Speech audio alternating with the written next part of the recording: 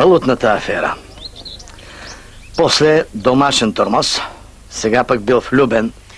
Колко още неща има да ми признаваш, а? Това е, друго няма. Ага. Тя знае ли?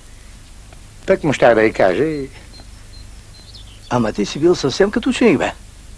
Какво толкова мислиш? Не, да не рече, че е заради колата. Браво, бе. Апартамент, кола.